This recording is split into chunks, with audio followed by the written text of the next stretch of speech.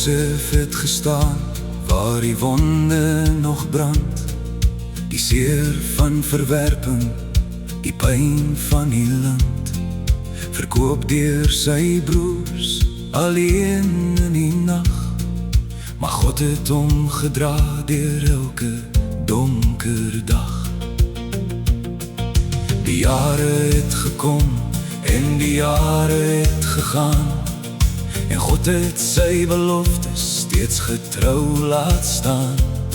Waar mense wou breek, wat die Here gebou het, het hy uit die trane nuwe lewe ontvou. Wat ek nie kon verstaan nie, het u reeds geweet. Wat ek as verlies gesien het, het u as soes gesaai. Daar is mooi in die krake, waar die lig van Jesus skyn. Daar is hoop in die stikkende dele, waar sy hande my verfyn. Waar die vyand wou gebruik vir kwaad, het die Vader omgedraai. Daar is mooi in die krake, want God laat alles saamwerk vir sy plan.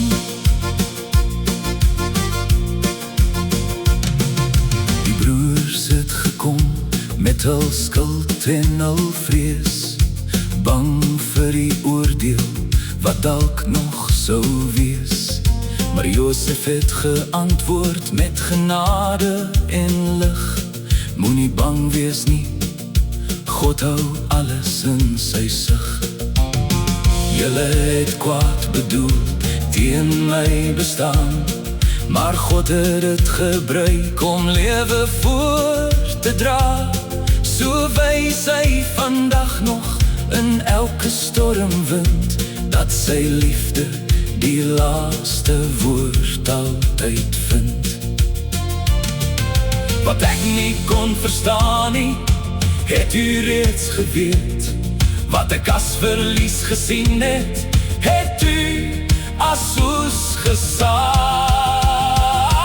Daar is mooi in die krake, waar die lig van Jesus skyn. Daar is hoop in die stikkende dele, waar sy hande my verfyn. Waar die vyand wou gebruik vir kwaad, het die Vader omgedraai. Daar is mooi in die krake, want God laat alles saamwerk vir sy plan. Elke litteken vertel van genade, elke traan word 'n lied. Elke donker nacht bring 'n môre, want u laat nooit u kinders in die steek nie. U maak riviere in die woestyn, u laat droë bene leef. U maak skoonheid uit die as, meer as wat ek ooit kon weet. Daar is mooi in die krake, waar die lig van Jesus skyn. Daar is hoop in die stikkende dele, waar sy hande my verfyn.